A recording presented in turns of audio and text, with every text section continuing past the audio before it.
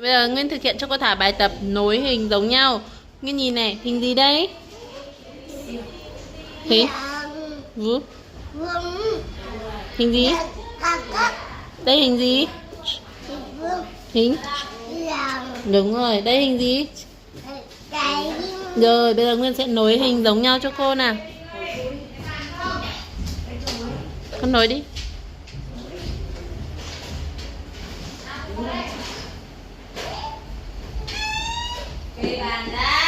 Rồi, tiếp tục.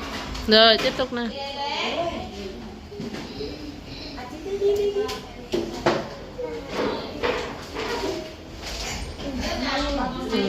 Tiếp.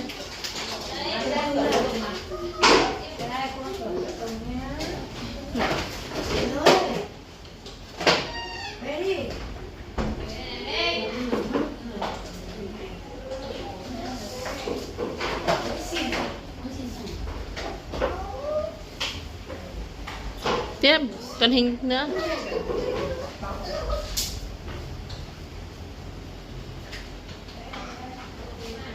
Rồi, Hano.